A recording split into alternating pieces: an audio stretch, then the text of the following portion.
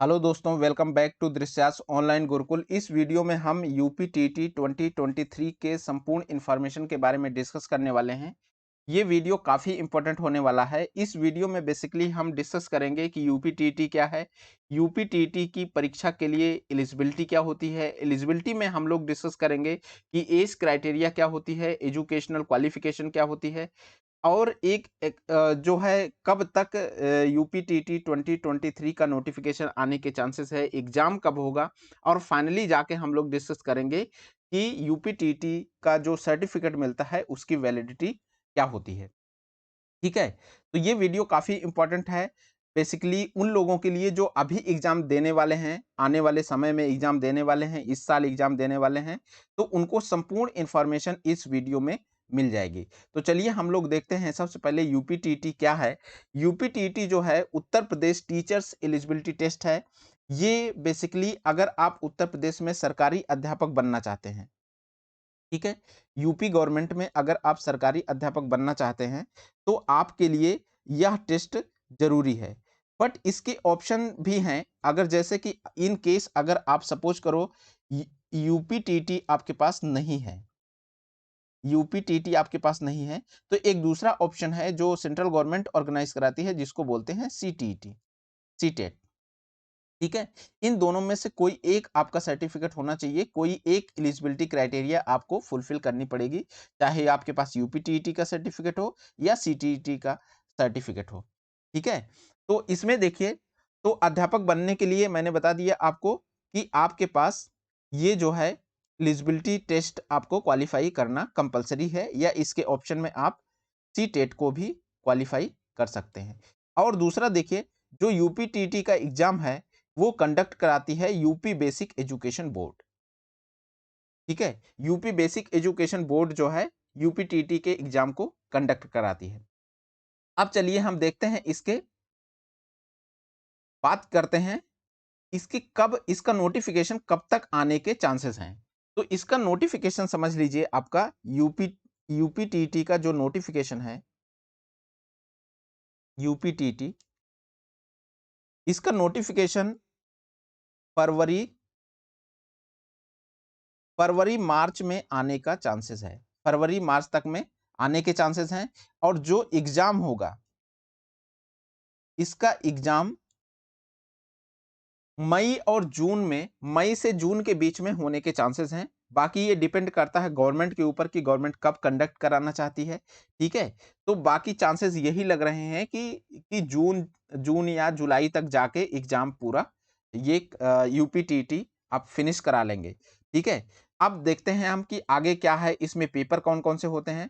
तो इसमें जैसे यूपीटीटी का जो एग्ज़ाम होता है, इसमें 2 पेपर्स होते हैं।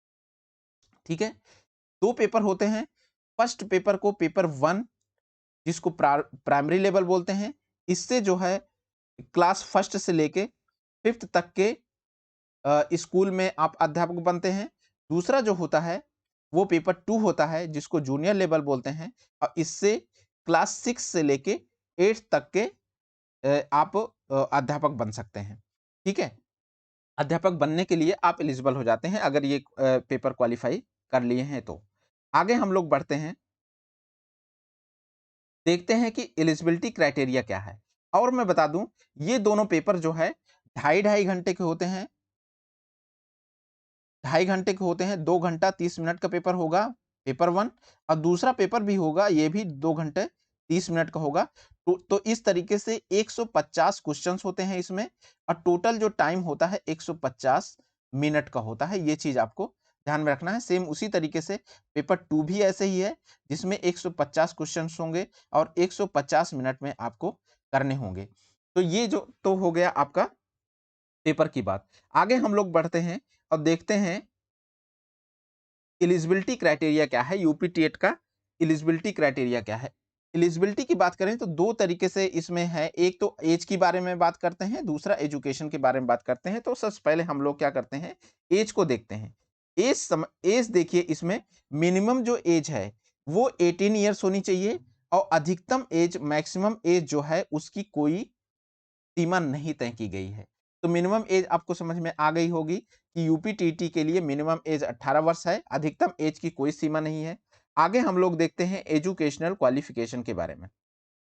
आप देखिए, एजुकेशनल क्वालिफिकेशन की अगर हम बात करें, तो इसमें देखिए एजुकेशनल क्वालिफिकेशन में न्यूनतम आपका 50% अंक के साथ ग्रेजुएशन की डिग्री के साथ आपका 2 साल का डिप्लोमा होना चाहिए, डिप्लोमा इन एजुकेशन।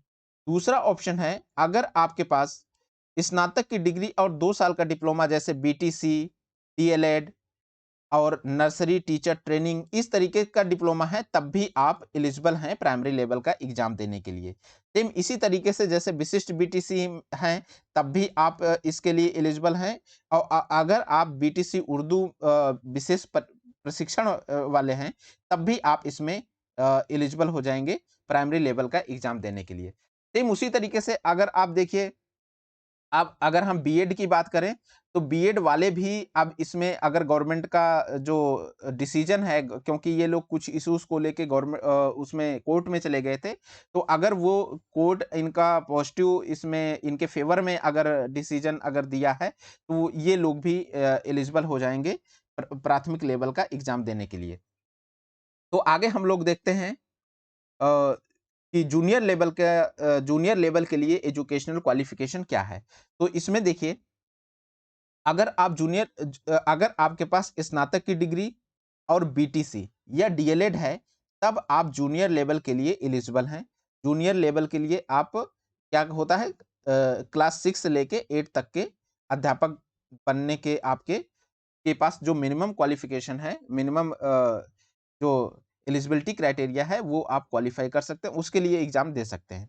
दूसरा क्या है, अगर आपके पास इसके अलावा अगर अगर आपके पास न्यूनतम 50 अंकों के साथ ग्रेजुएशन की डिग्री और ग्रेजुएशन की डिग्री के साथ बीएड, ठीक है? बीएड है या विशेष बीएड का ऑप्शन है, तो इस ये भी है, तब भी आप एलिजिबल हैं जूनियर लेवल का एग्जाम देने के लिए। दूसरा आपका न्यूनतम 50 अंक के साथ इंटरमीडिएट 10+2 या एनसीटीई यूजीसी से मान्यता प्राप्त संस्थान से 4 वर्ष का बीए, बीएससी एजुकेशन या बीएड है, तब भी आप एलिजिबल हैं जूनियर लेवल का एग्जाम देने के लिए। सेम इसी तरीके से अगर आपके पास न्यूनतम 50 अंकों के साथ इंटरमीडिएट प्राथमिक शिक्षा में 4 साल की डिग्री, ठीक है?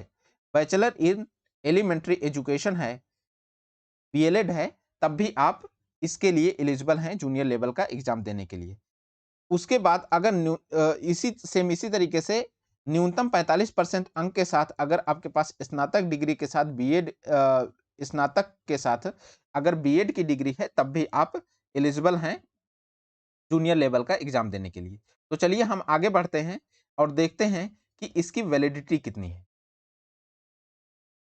तो इसमें देखिए, उत्तर प्रदेश यूपीटीटी का जो एग्ज़ाम है, अगर इस एग्ज़ाम को देते हैं और अगर आप क्वालीफाई कर जाते हैं, तो आपको अगर जो सर्टिफिकेट मिलेगा उसकी वैलिडिटी स्टार्टिंग में तो पहले जो थी वो 5 साल की थी, बट अब जो वैधता है वो बढ़ाकर आजीवन कर दी गई है।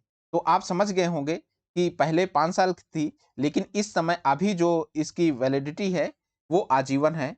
तो उस बार-बार आपको एग्ज़ाम देने की ज़रूरत नहीं है, वो आपके ऊपर डिपेंड करता है कि आप किस तरीके से सोच रहे हैं और आप क्या करना चाहते हैं। बट इसकी वैलिडिटी की अगर हम बात करें, तो वैलिडिटी आपका इसकी आजीवन कर दी गई है। तो इस तरीके से इस वीडियो में हमने पूरी इन्फॉर्मेशन डिस्कस कर ली कि यूपीटीटी के रिगार्डिंग। आई होप आपका ये इन्फॉर्मेशन आपके लिए यूज़फुल होगी। अगर आपको ये इन्फॉर्मेशन यूज़फुल लग रही है, तो आप हमारे चैनल को सब्सक्राइब करिए, लाइक करिए, शेयर करिए। Thank you.